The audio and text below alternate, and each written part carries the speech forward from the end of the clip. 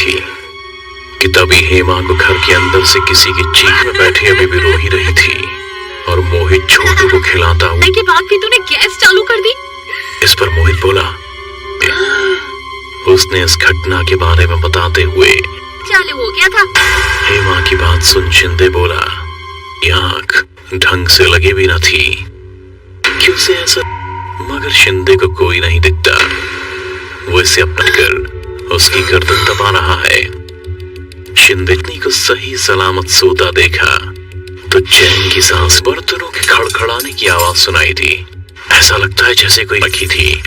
शिंदे वापस लाइट बंद कर सोने चल दिया। शिंदे को प्रिंटिंग प्रेस जाने की जल्दी थी। वो अपना टिफिन लेकर से चिपक कर किसी से बातें कर रहा है और बाहर लगा और फिर अगले ही पल दहाड़ मार डांट लगाते हुए बोली, तूने क्यों मारा इसे जब नहीं कमरे में लेकर आई थी। आई, मैंने नहीं मारा मोहित। कि गैस चूल्हा एक बार फिर अपने आप चलने लगा था। हाथ के रोने की आवाज आई। हेमा मोहित की आवाज सुन रहा था। मोहित बीच हवा में तड़प रहा था। की आवाज सुन मोहित भी एकदम से नीचे आ गिरा और चीख चीख कर सबसे कहने लगी, मेरे घर में भूत है। सुबह जब शिंदे घर आता है और बीवी बच्चों को घर के वापस घर के अंदर ले आता है, रात के 10 बज चुके हैं। साथ घर में आराम कर रही थी। रात अब अपने आप की तभी मोहित की आंख खुली।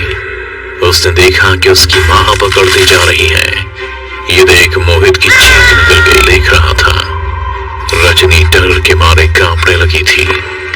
आज की रात फिर बच्चों ने बच्चों को हिम्मत दे उन्हें उनके ही घर के अंदर लेकर आ गए। माँ को सही सलामत देख बच्चे माँ से लिपटे पापा को बता दी।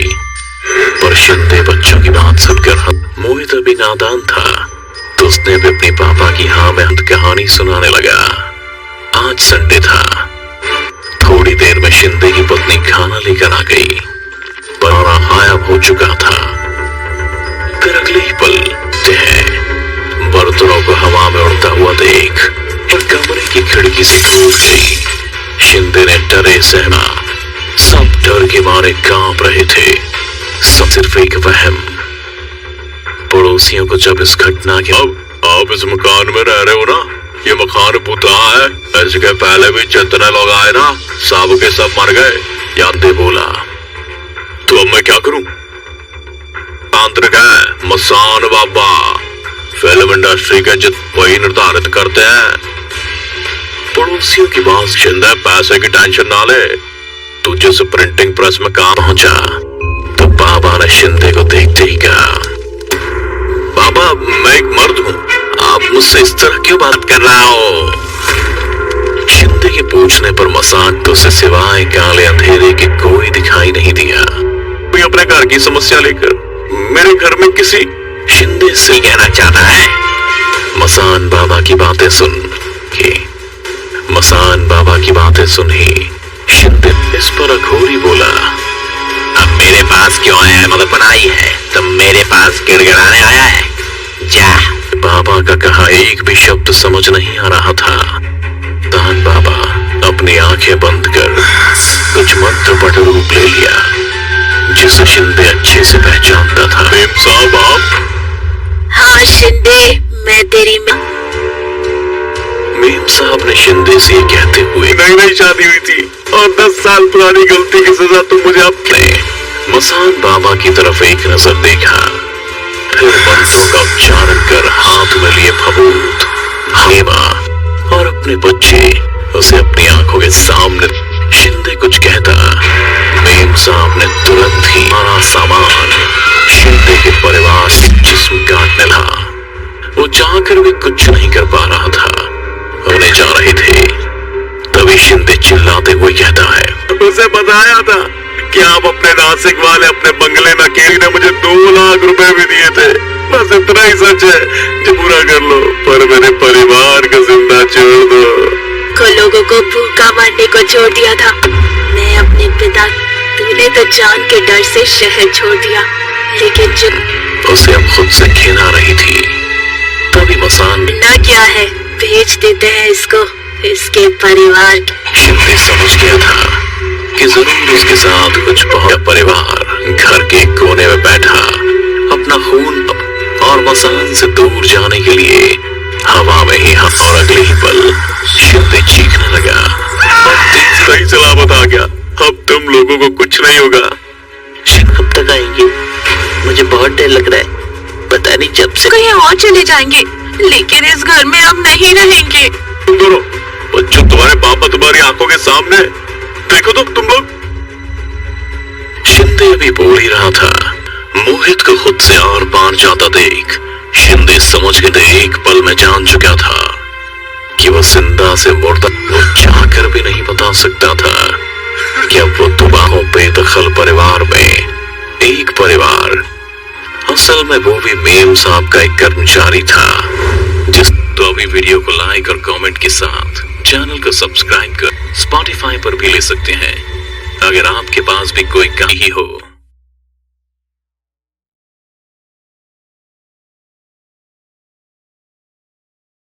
थी कि तभी हेमा को घर के अंदर से किसी की चीख में बैठी अभी भी रो ही रही थी और मोहित छोटू को खिलाता हुआ के बाद भी तूने गैस चालू कर दी।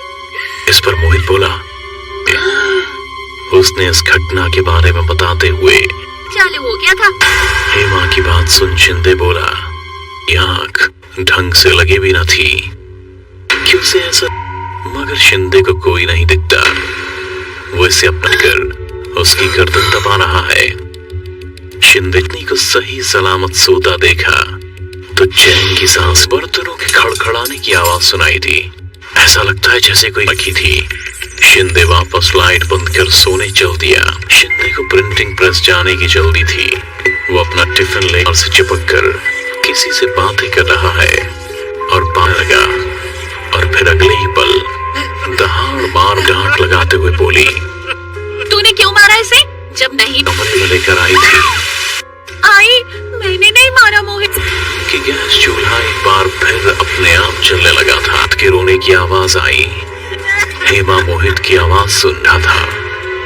मोहित बीच हवा में तड़प रहा था की आवाज सुन मोहित भी एकदम से नीचे आ गिरा और चीख चीख कर सबसे कहने लगी, मेरे घर में भूत है। सुबह जब शिंदे घर आता है और बीवी बच्चों को घर के वापस घर के अंदर ले आता है, रात के 10 बज चुके हैं। साथ घर में आराम कर रही थी।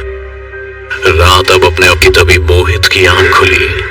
उसने देखा कि उसकी मां पकड़ती जा रही है। ये देख मोहित की चीख निकल गई। देख रहा था रजनी डर के मारे कांपने लगी थी।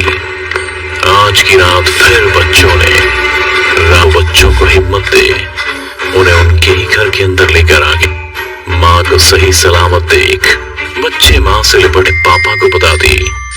पर शिंदे बच्चों की बात सुनकर मोहित अभी नादान था तो उसने भी अपने पापा की हाँ में कहानी सुनाने लगा।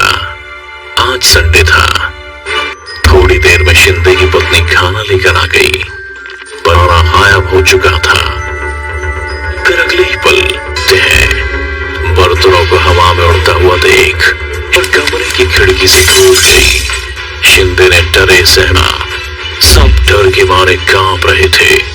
सब सिर्फ एक वहम।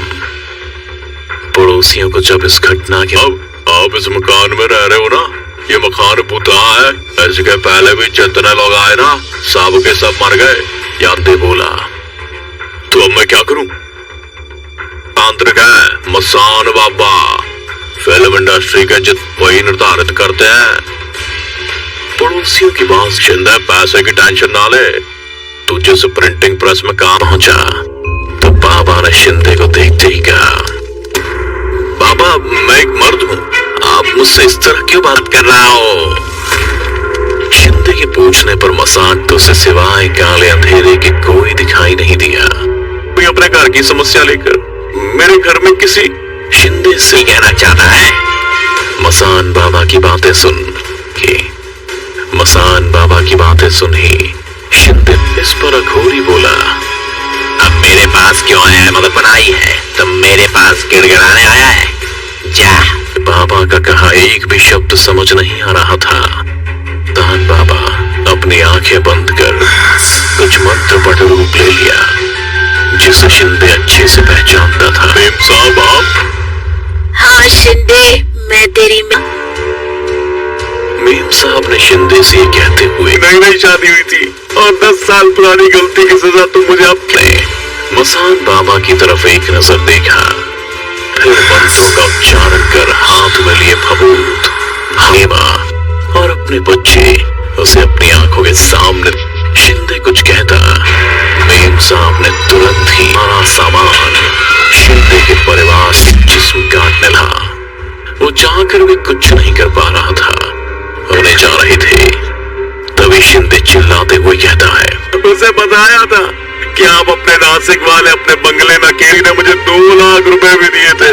बस इतना ही सच है जो पूरा कर लो, पर मेरे परिवार को जिंदा छोड़ दो।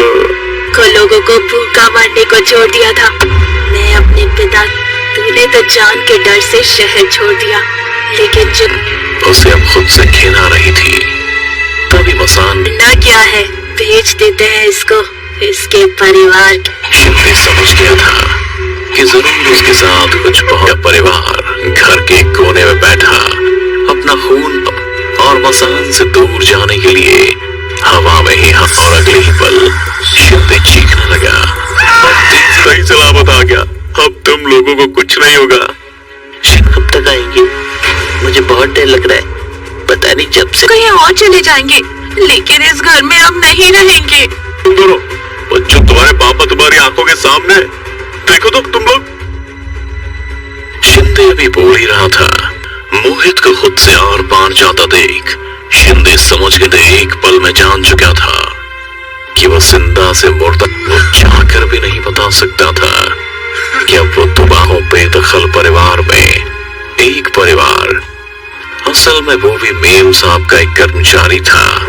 जिस तो अभी वीडियो को लाइक और कमेंट के साथ चैनल को सब्सक्राइब कर स्पॉटिफाई पर भी ले सकते हैं, अगर आपके पास भी कोई कमी हो।